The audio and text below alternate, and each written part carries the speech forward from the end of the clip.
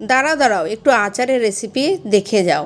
এই দেখো, আম আমি কেটে নিয়েছি, আর আমের আচারের জন্য একটা মশলাও আমি সাজিয়ে নিয়েছি। এখানে আছে মৌরি, মেথি, সর্ষে, শুকনো লঙ্কা, তারপরে জিরা, এই কটা 5 রকমের মশলা আছে, তোমরা দেখে নাও। একটা কড়াই বসিয়ে দিয়েছি, কড়াইয়ের মধ্যে আমি মশলাটা সুন্দর করে একটু লাল লাল করে ভেজে নেব। সুন্দর করে লাল লাল করে গন্ধ বের না হওয়া পর্যন্ত ভেজে নেবে। দেখবে মশলা দিয়ে সুন্দর একটা গন্ধ বেরিয়ে গেছে, তখনই বুঝবে মশলাটা ভাজা হয়ে গেছে। দেখছো বন্ধুরা কী সুন্দর, এরকমই কিন্তু একটু ঘুরিয়ে ঘুরিয়ে মশলাটা সুন্দর করে কম আঁচে ভেজে নেবে।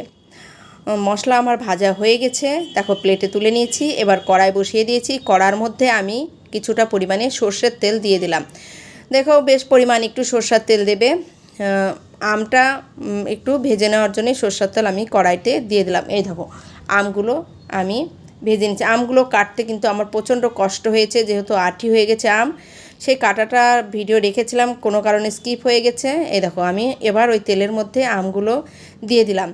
আমগুলো দেওয়ার পরে একটু হলুদ আর একটু নুন পরিমাণ মতো দিয়ে দিবে। এখানে প্রায় 2 কেজি 2.5 কেজির মতো আম আছে, সেই পরিমাণ মতো একটু হলুদ লবণ দিয়ে দিবে। দিয়ে সুন্দর করে লাল লাল করে ভেজে নিতে হবে কিন্তু। দেখো পুরো পুরো লাল লাল করে কিন্তু ভেজে নেবে। একটু মানে তেলটা বেশি দেওয়া হয়েছে এই কারণে, ভেজে নিলে কিন্তু আর আচারটা একটু তেলটা বেশি দিলে আচারটা কিন্তু দীর্ঘদিন ঘরে থাকে, সেই জন্যই আমি একটু বেশি তেল দিয়ে ভেজে নিলাম। এবার ওই ভেজে নিয়ে তুলে নিয়ে এবার ওই কড়াইয়ের মধ্যে আমি আখের গুড় দিয়ে দিলাম। পরিমাণ মতো গুড় দিয়ে দিবে। এখানে প্রায় 1 কেজির মতো গুড় আছে, সেটাকে আমি দিয়ে দিলাম।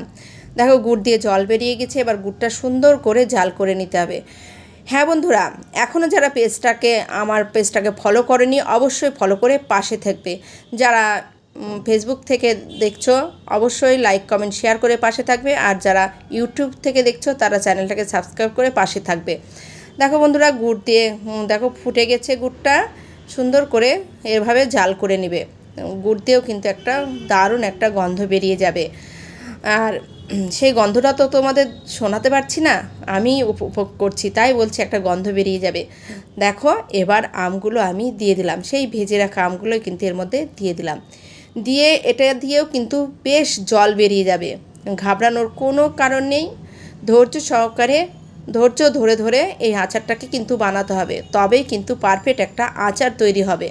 সব কিছুতে অধৈর্য হলে চলবে না। দেখছো কতটা পরিমাণে জল বেরিয়ে গেছে, যেহেতু আম দিয়ে তো একটু জল বেরোবেই। এটাকে ধৈর্য সহকারে একটু শুকিয়ে শুকিয়ে সুন্দর করে আচারের মতো বানাতে হবে, তবেই তো বন্ধুরা ভালো লাগবে, তাই না বলো বন্ধুরা? দেখো এই দেখো অনেকক্ষণ শুকানোর পরে ঠিক পারফেক্ট একটা আচার কিন্তু আমার বানানো হয়ে গেছে। দেখছো বন্ধুরা কি সুন্দর জমাট বেঁধে গেছে আমার আচারটা, একেবারে পারফেক্ট হয়ে গেছে কিন্তু আচারটা। কি বন্ধুরা জিভে জল আসছে তো আমার আচার দেখে?